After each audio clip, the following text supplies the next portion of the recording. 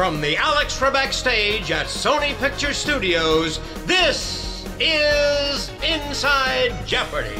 Ah, there he is. Sounds even better in New York City. Sarah Foss, hello, welcome back to Inside Jeopardy, your exclusive and official podcast destination for all things happening in the world of Jeopardy. I'm Michael Davies, here with me today. I've spoiled it already. We're coming to you from New York City. Producer Sarah Foss. Yes, thank you. Welcome to New York. It's been quite an adventure here. Busy day at Hofstra this past week, and we met the president of the Jeopardy Club at Hofstra University, Michael. I love the fact that that existed before we even decided to go to Hofstra. Exactly. And he was there. Katie Nolan was there hosting an interactive game. We brought the real buzzers. Graduate of Hofstra. Exactly. Hofstra alumni. So, you know, we were feeling all the Jeopardy. And of course, in podcast production time, we have our big event tonight, Michael. You know, this is going to come out on Monday, but it hasn't happened yet for us. So lots of Jeopardy happening. Very exciting. Yeah, I know we've got our big event tonight because a number of people are already lying to me about my call time. I just know that it's like people give me about an hour and a half. They're so afraid of me being late that I have to be there. The doors open at 5 and I have to be there at 2:30. Yes, and then your executive assistant is reaching out to us on the side to be like, does he really need that time? Are you just saying that to us? I had a meeting. I had a meeting at Jimmy Kimmel Live this week. And I was sitting in the parking lot for an hour and 15 minutes before the meeting because people got me there so early. Yeah, your reputation precedes you, Michael. Very what can good. we say? Very good.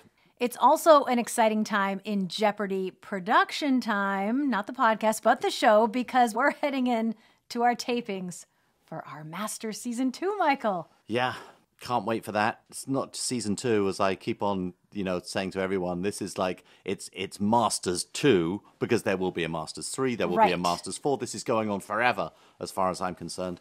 So, Masters 2 coming back this week. We'll be flying back to LA middle of the week. You'll be going a little earlier. I will come in last minute. These 6 Masters, just extraordinarily excited to go and see how this competition unfolds. Yeah, of course, a little later in the pod, we will discuss how Victoria Gross clinched her spot in Masters with that win in the JIT.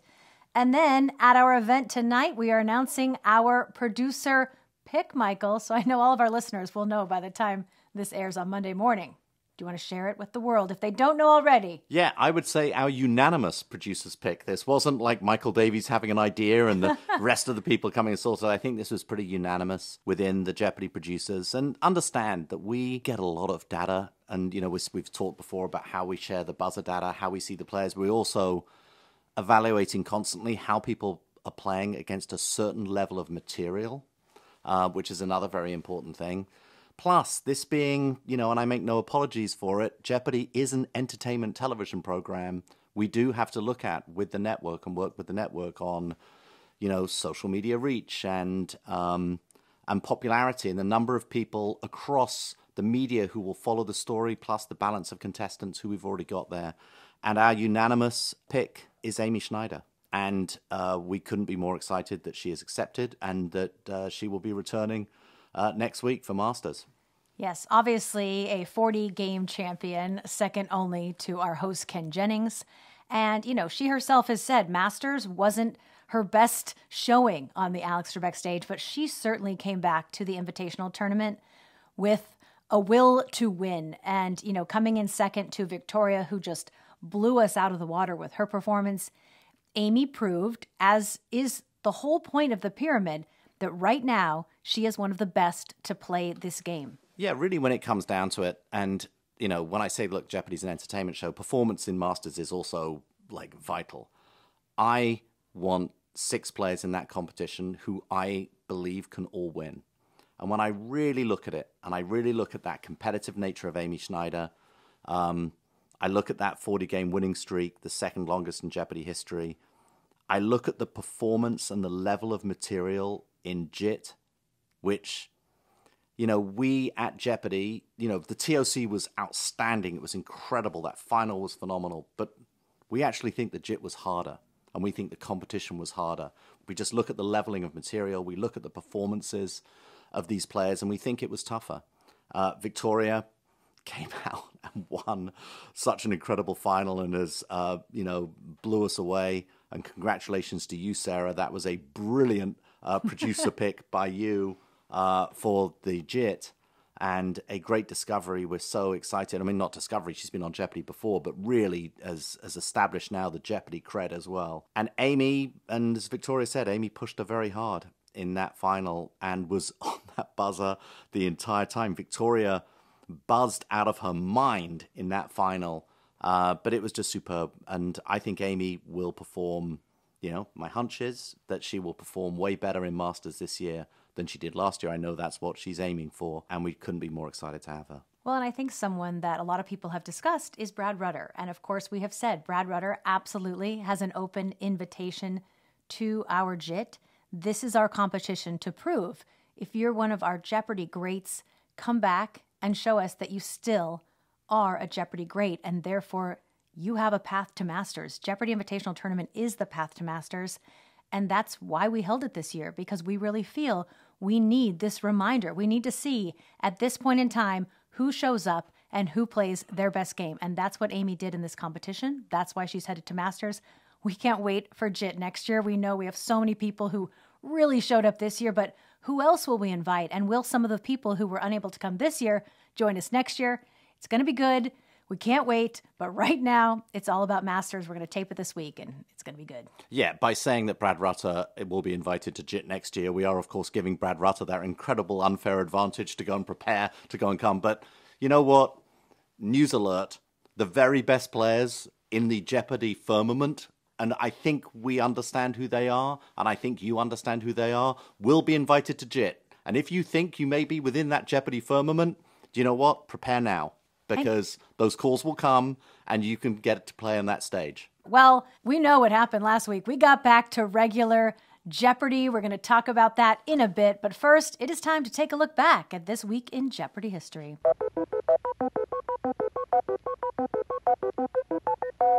$72,600 going into final for you, James. We need to find Quantum Leap. We do. Happy birthday, Bodger? Booger. Booger? Okay. And how much did you risk? $38,314. A new one-day record. $110,914. And now a four-day record of $244,365. Is it too soon to start thinking about Ken Jennings comparisons? He's back tomorrow. Join us then. We hope you'll join us. Hard to believe 5 years ago, it was April 9th, 2019, when James Holzhauer returned to compete in his fourth game and became our first champion ever to earn over $100,000 in a single game, setting a new record with $110,914. Of course, James would go on to break his own record a few more times. In his 10th game, he actually earned an outstanding $131,127. And if you look at our leaderboard of legends, James, he currently holds all of the top 10 spots for single game winnings. And of course, we're going to see him back this week at Masters. Yeah, and look, just to focus on Masters again, James still would be the odds-on favorite to win Masters and to repeat as champion. But I look at those other five players, our two debutantes, Yogesh and Victoria. I believe they can win Masters. I believe they are good enough, and I'm sure they believe they're good enough to win this thing. And Matea, we saw how hard they played against James in that final last year, pushed him right to the edge by James's own admission in the post-game interview. Matt actually beat James in a Masters game last time. The only one to do so. And Amy, as we've said, a player who we know can perform so much better on that Masters stage. So legitimately 6 people with a chance of winning Masters. James, the favorite, without a doubt. He is the Scotty Scheffler. That might not age well by the time this airs on Monday, but on Friday, Scotty Scheffler sitting on the shoulders of Bryson DeChambeau is looking pretty good in that Masters. But I think, like Scotty Scheffler, James is the odds-on favorite. But this is just an incredible field. I'm excited about it. All right, well, let's take a look back at the highlights from last week. We kicked off the week with Game 2 of the JIT Finals, with Amy having already secured the first win. This was another outstanding game with Victoria and Amy battling back and forth throughout. In Double Jeopardy, Victoria scored $11,200 on a true daily double for a huge lead, but Amy closed the gap with a $12,000 true daily double herself. Victoria, though, manages to hold on to the lead heading into final. All 3 players were correct, and it was Victoria who earned her first win to extend this tournament. One thing that also happened in this game, Andrew he and Sam battling it out to be the biggest Jeopardy loser. Winning loser. Yeah. Yeah, this is when Andrew really started to secure his lead. Yeah, I probably won't be doing any special tournaments around the biggest around the biggest Jeopardy loser, but I'm tempted. Sam versus Andrew head to head to be the losingest contestant ever. Perhaps an exhibition game during the election. Who knows? We did reach out. I did reach out to Andrew. I said, you and Sam were kind of leaning into that whole biggest loser thing. Are you okay if we lean into it? And he said, of course. Wonderful. I hold that title with pride. Victoria's so impressive in this game. She ran 2 categories, which is always good to see, and something we don't see too much in these competitions. Victoria also just dominating on the buzzer. 50 attempts and a 58% buzzer percentage. Victoria was in the zone. Ken spoke with her after the game about her success on the buzzer after such a long break. Let's hear what she had to say. You guys had a perfect round, except for Millennium Dome. That was the only miss. Victoria had by far the best game. For the second game in a row, you had 50 attempts on the buzzer, and you got in 30 times. 30 correct responses is the most we have seen in the Invitational Tournament. So wow. In a field this stacked, you're doing very well. You've had a long break from Jeopardy. How do you account for your success? I've had a long break from Jeopardy, but I have not had a long break from quiz. Right. So even though the buzzing in muscles are a little atrophied, the getting Andrew's stuff like, in here. I don't think Andrew's buying that at all. Mine don't exist. I don't have those muscles apparently. But I mean, regardless, the get stuff out of your brain in high pressure situations muscles, I exercise them every day. I think that helps. Big part of the game. I mean, thinking about finals coming into it, I knew that knowledge-wise, you were a huge threat. But I was like, well, she doesn't have the buzzer experience. I saw you in that game, Amy, and you were getting maybe a little frustrated. You were always in maybe a little early for long stretches of the game. Yeah. Because I could see, boop, lights there, boop, lights there. Yeah. It's hard to get in that rhythm. I know. I mean, it goes back and forth though. The end of Friday's game, you had the hot hand, and I was desperately needed to get in and couldn't. Amy and Andrew, you two need a win here bad. I mean, Amy obviously would lock this up with a win. Andrew, what's your strategy in Game 3? Can you change anything up? I think the universe has a lot of symmetry to it, so I'm just going to rely on that to. There's some kind of immutable law of karma will put a check in your column. Yeah. You're a very strong We'll go with player. It could totally happen. Thank you. Need some breaks, need some daily doubles. Yeah. Well, good luck to all 3 of you in Game 3. This has been a great finals. Thank you. I think the funniest thing about this is both Andrew and Amy joking. They just kind of assumed that, she would struggle on the buzzer, having not done it for so long, and clearly that didn't happen, Michael. Yeah, no, this was such a dominant performance, and the most dominant performance by her during these finals. Now we're really poised going into Tuesday. That's right. And in that Game 3 of the finals, all 3 of them battling through the Jeopardy round, with Victoria taking a small lead heading into Double Jeopardy. Then, in Double Jeopardy, Amy dropped $6,200 on a true daily double, but then Victoria dropped $6,000 on the last and final daily double, which put everyone into contention heading into final. All 3 players, though, are correct, so Victoria becomes our first ever Jeopardy Invitational Tournament champion. You saw right there at the end, Andrew lifted up Victoria's hand in celebration, and she had done it. The Queen reigns. Long live Queen Victoria. Wow. Amy made an attempt at the back of this game. A lot of attempts, actually. 46 attempts to Victoria's 51.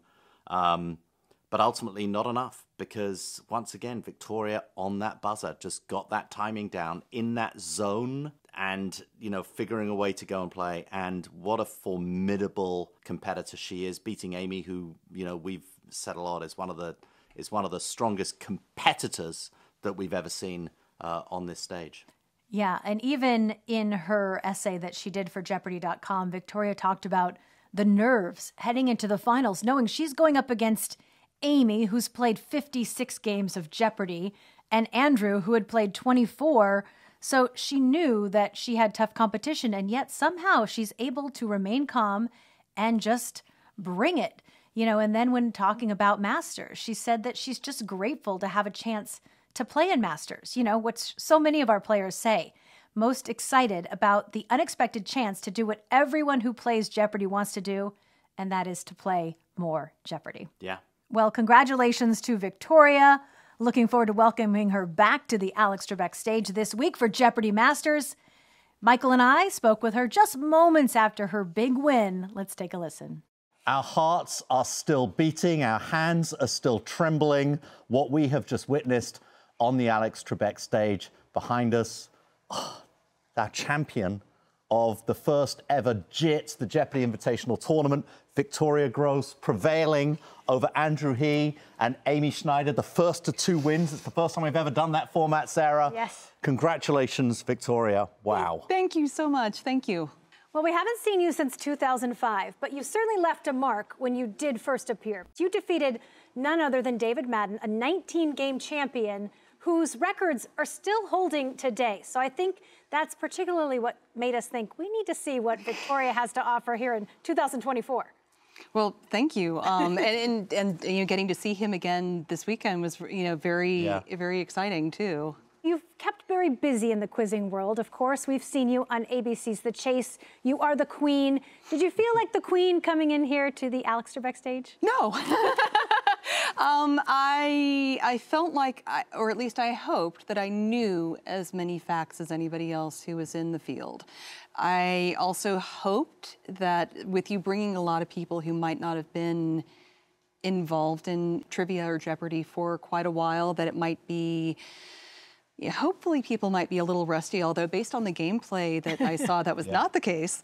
But I knew that everybody else had a lot more experience on this stage and also a whole lot more just hours on the buzzer than I did. So as an experienced quizzer, yes, the unique challenges of Jeopardy, of course the buzzer, which we'll get into that, is a big thing. What are the other challenges of coming onto this stage and playing and transferring that ability you have in quizzing to competing in this that's a good question. Entertainment quiz? Yeah. So a few big differences. One of them is that I mostly compete internationally, which means that ideally the questions that are asked and the things that I do shouldn't advantage or disadvantage people who are coming from any part of the world. Whereas here, when people from Canada come onto the show and do really well, it's impressive because Jeopardy is so incredibly American. There are things that come up here, things like American news TV personalities, difficult American geography that rarely come up in what I do. And the wordplay is very different than anything else I do. And I struggled with it. Yeah, I'm a big fan of the wordplay. Yeah.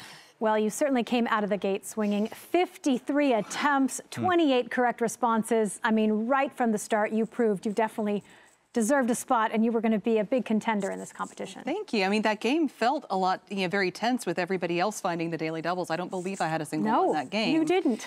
So that felt, I felt like I was buzzing well, but it also felt like I was never able to really open up a lead. The semifinal, you faced Sam Buttrey and Matt Jackson. Yes. Two very strong Jeopardy players. How did you feel coming into that game, and how did you feel coming out of it? I mean, that was, there obviously wasn't a good, potential matchup in the semifinals. But Matt was one of the people I was most worried about because with him being so experienced in Academic Bowl, I felt like it neutralized some of, like in the quarterfinals, I felt like, the whole bottom left corner of the board with the difficult academic questions, I kind of had that to myself in in Double Jeopardy, and I knew that with Matt in the mix, that was not going to happen. Like he would be competing for all the stuff that I might be, hoping to have solo buzzes on. Yeah. And then of course Sam is Sam. He has so much experience. He stays so calm, while he's playing. I knew that he'd be very tough on the buzzer. Yeah. So it felt like I would be kind of squeezed on both sides in that matchup, and I just needed to stay very calm. And I actually felt like I did not play a great semifinal game, I felt like I missed a lot of questions that were potentially. Yeah, I kind of knew you had it when he chose the claret sweater.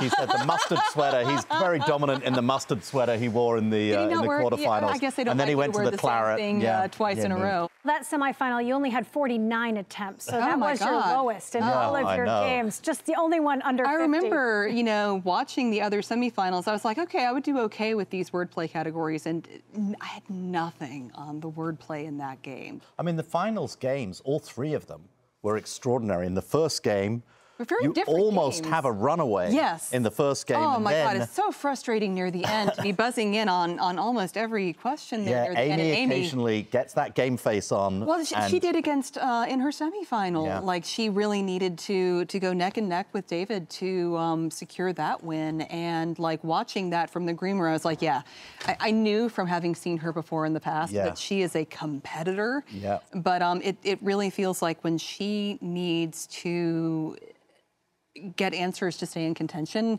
she digs deep and she... Yeah, and she gets very locked in. She really does. She really, as she mentioned... And it's very hard to beat her on the buzzer when she is in that mode. I want to ask you about daily double wagering. Did you know coming in that you were going to make those big, true daily doubles, even when you had really high amounts in your game? Yeah, I knew that I could, certainly. And I actually, in my game in 2005, where I beat Dave, I did have a large true daily double. I am very tight with Troy Meyer, who you saw in the finals of the TOC. Yes.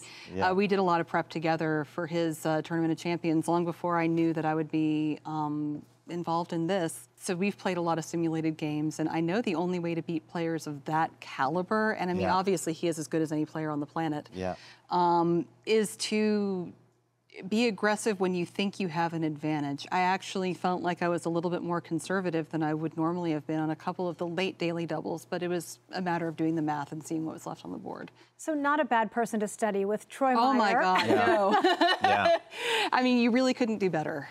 And then I know Brandon Blackwell from The Chase and from JIT, another good friend we're and fellow teammates, trivia teammate of yours. We are, yeah. You're in good company. The three of us did a lot of preparation together for Troy's TOC, and then also once we found out about this. Brandon and I talked on, the evening after the semifinal. He's like, here's some feedback about, how today's games went. What are you thinking for tomorrow? Nobody better to postmortem with. So great. I love that. Even in the JIT, it's continuing that support of the Jeopardy community. Everybody was lovely. I have to say, I knew some of the players in this field from doing trivia activities or other things. There were many others that I had never met before, and I can't say enough nice things about the camaraderie in the group. Everybody was very positive and supportive. Sam Cavanaugh took the time to give me some, hey, you can control the tempo, you're doing great, but, here's a couple things you might want to keep in mind.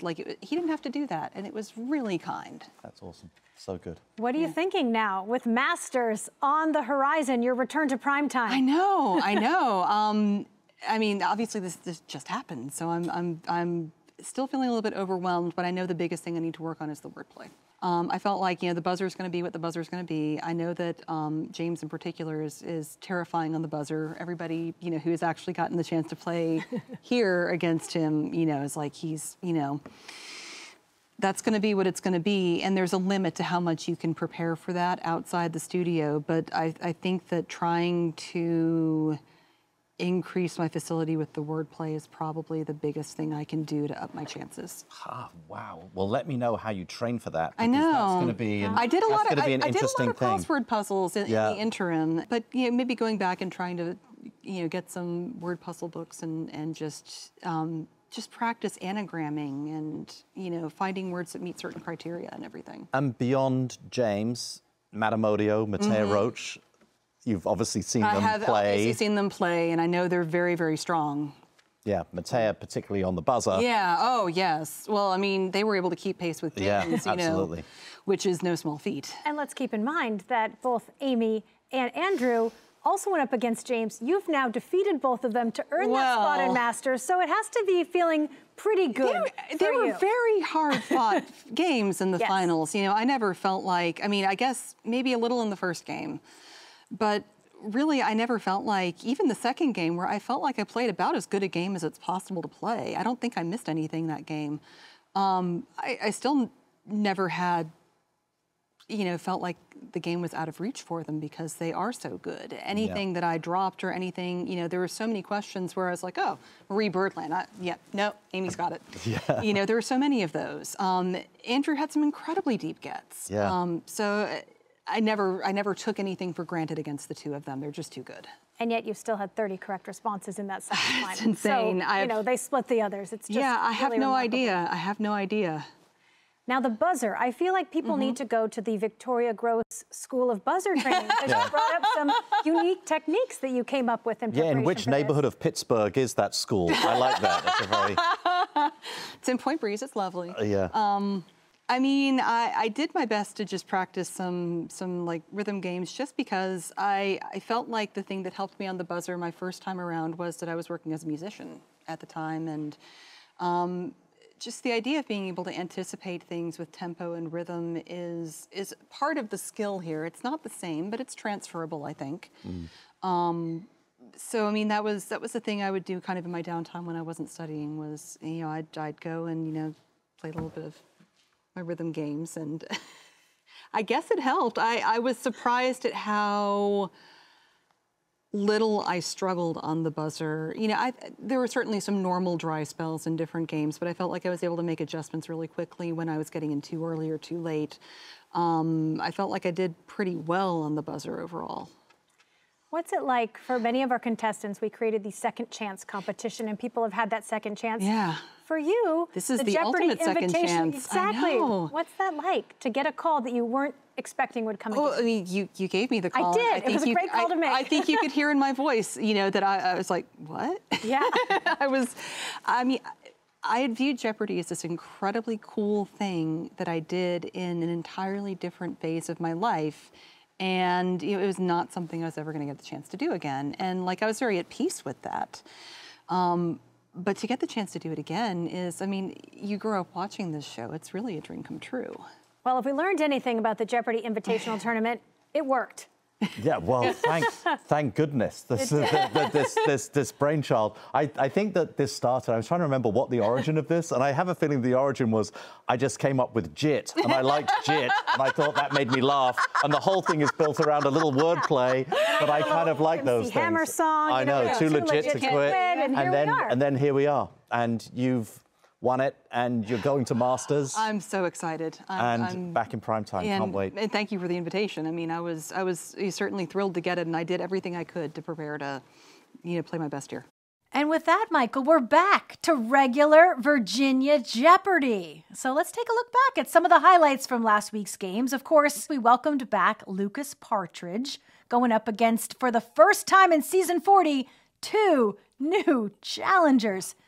Hard to imagine that back when Lucas played, July 28th, 2023, his last game aired. Even Claire McNair, in her Ringer article, said that the babies who were conceived during when those regular episodes were airing, they've now been born. That's how long we've been doing these incredible tournaments and competitions. Yeah, original recipe Jeopardy is back, despite a lot of speculation. Original recipe Jeopardy would have been back first week of this season, back in September, had there not been a writer's strike. We made a plan. We stuck to that plan.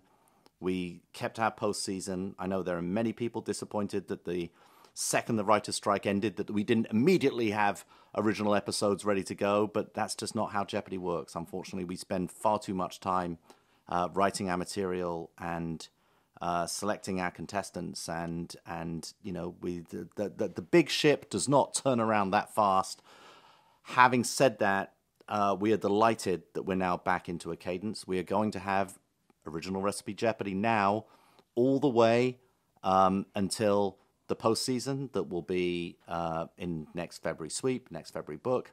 So there's going to be a lot of opportunities to go and compete for the next season, and I completely agree. This is how Jeopardy is meant to be. It's meant to be the vast bulk of the episode should be regular players, and then a much shorter postseason than we had this year, and a much more, selective postseason. So that's where we're back to. I'm delighted that we're back there, but it comes with its challenges, as we saw with the first game back. Yes, and I saw comments. People were saying, "Oh, they went so many games without ever not having any clues that weren't played, any unrevealed clues on the game board. And we made that commitment heading into our tournaments and competitions. We're going to play through every clue. We could make that promise because we knew that we had contestants who were comfortable on that stage, who select quickly, who respond correctly, and they make it through the material. And we never got into a situation where we couldn't air our entire show in the time that we have allotted. However, in regular games, you have people, they've never been on the stage. Can you imagine? It moves slower. Yeah. It moves slower. They take a little longer to select. They take a little longer to respond. And in this game in particular, we had 14 triple stumpers. And obviously, any time when no one responds correctly, it takes more time. Spreads time. We understand, of course, it's always our wish, particularly because our writers craft each of these categories so beautifully. Of course, we want to make it through every clue, but we have to get in Jeopardy, Double Jeopardy, Final Jeopardy, and those commercials all within that half-hour window. And sometimes some of the clues, they get left on the board. I should also say that poor Chloe, who is Chloe Corwin, who is our associate director, who is in charge in the control room of figuring out when it's time that we have to stop, and also then has to go into post and edit the shows and get them to time. She's always saying, oh, I don't know that we can go anymore. Sarah and I are pushing back. We're going, no, we can keep it. Come on, we can keep it. We push her so hard. Yes. But when she says, I gotta go, we have to listen to her. And again, once Ken says less than a minute, the timer starts. And we cannot go any more than the time when he says that. So, we have rules. We put them in place. We have the same goals as everyone who's watching the show. But the reality is, with regular Jeopardy, there are going to be times when we just can't make it through all the clues, and that's okay. Having said that, this was a remarkable game. Lee won with 7 correct answers because of a triple stumper and final. That's how Jeopardy works. That's how the format turns out every now and then. Yeah, and Lee came back the next day, going up against a new challenger in Allison Betts, who really just proved that she's been making the most of her time waiting to get on the show. And we close out the week with Allison, a 2-day champion and looking pretty strong. Yeah, wonderful. Great player, great champion, put a smile on all of our faces to see the performance over those 2 days. And let's see how she does next week. Yeah, Allison did mention in one of her interviews about kissing an alligator at a bachelorette party.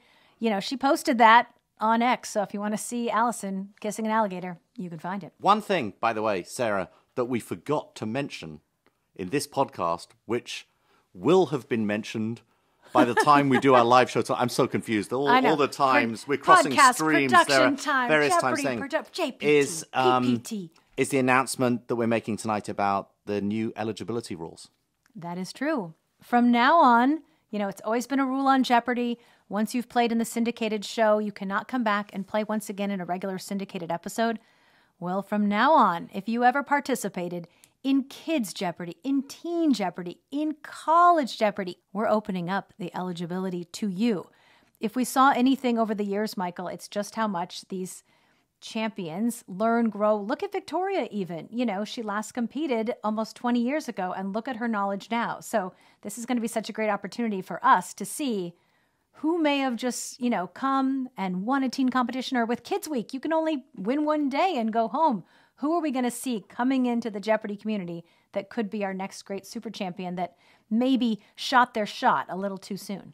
Yeah, I want to both acknowledge your conservative forces upon me, pat myself on the back for my aggressiveness, and also perhaps scare many people who are listening to this. I wanted to open it up to everyone. My feeling is that we should have the best people playing. It doesn't really matter whether they've played before or not. That probably is a step too far. I was talked out of it, and we went to this. There may have been a death stare. Yeah, we went to the FOSS position, which is that this should just be for people who've played in teen tournaments or in college tournaments or Kids Week. So, players who are very young when they played. Just want to, and by the way, you referenced earlier one other thing, Claire McNear's article. We love Claire. She is just superb, and was so lucky to have a journalist of record who covers Jeopardy in the way that she does. The only thing that I didn't completely agree with in her article was the idea that I've thrown out the idea of promotion and relegation. By the way, I probably have thrown out the idea of promotion and relegation, but very clearly that is satisfied within Masters and the promotion and relegation that happens within the pyramid in the postseason to Masters. I have no plans to do that for the regular syndicated Jeopardy. There's going to be no pro-rel in the first-run syndicated version of the show. Look, there is... Any of you who read anything about the media understand that, broadcast television with all of the cord cutting is somewhat threatened. I think Jeopardy's in a great position. We've made a long-term deal with the ABC stations and multiple other station groups. We are secure for now, but at some point in the future, probably under a new executive producer, there is going to be a streaming version of Jeopardy that is probably going to have to work in a slightly different way. We are so fortunate to have grown up and to live in the era of broadcast television. It's certainly what's made my career, it's certainly what's made your career, and it's certainly what has made Jeopardy possible and successful. But it's not going to be around forever. It's one of the reasons that we actually did move so fast to protect our television stations during the strike with original programming, with repurposed material, is that the lifeblood of these stations are their local news and these syndicated game shows, really. That is what makes these stations tick. And Jeopardy remains really important for them. Yes, I think as we honor our 60th Diamond celebration, it really is just such a reflection of how lucky we are to be a part of a show that has a 60-year legacy. That's pretty incredible, and we'll see. Maybe, Michael, maybe you and I don't think we'll be around to celebrate the 100th, but let's... Yeah, after the night I've had, I might not be around to celebrate our 61st? 41st. Yeah, 61st, yeah. Okay, well, that wraps up our game highlights and me discussing all the things that we forgot to discuss earlier. Yeah, there were a lot of highlights in there, and now it's time for this week's host chat. An audience member asked, Ken, do you have a script on your lectern? So that's the script that I work from when I'm going over the day's games. I looked over all of today's games last night. Alex used to run the game from that piece of paper. So if you go out to the Hall of Fame and look at his podium there, he still got the piece of paper out there. I think it's the game I lost, which, by the way, thank you, Jeopardy. You could have chosen a lot of scripts I won, but... and so he had a black crayon because it was silent. He would X out the clues as he went. And after Alex passed, the first games I guest hosted, we were still doing that. And it's a lot. You realize just what a genius that guy was, that he could keep all those balls in the air. When the guest hosts were here, we put in a monitor. So I now have a digital system on my screen so that whatever pops up on the board also pops up on my screen. It's a scan of my script. And the only time I need the piece of paper is if I'm doing a redo, a pickup during a commercial. Clearly, as you understand from that, he does have a lot to manage, a lot to focus on. He doesn't use a prompter, which we've spoken about. He learns everything that he has to say or riffs it right out of his head. He's kind of incredible with that, but wow, it is phenomenal. Game show hosting, even on the simplest of game shows, is way more complicated than it looks when you're watching. Jeopardy there is a mountain of stuff that has to happen. Okay, that wraps up today's show, Sarah. Now, it's time for me to arrive 5.5 hours in advance of my call time to the Edge at Hudson Yards for Inside Jeopardy live on tour. Our first event, I can't wait. Well, we will be back here on Monday for more highlights of the week as Allison Betts goes for her third win. So be sure to tune in for that and join us here next week. We'll see you then.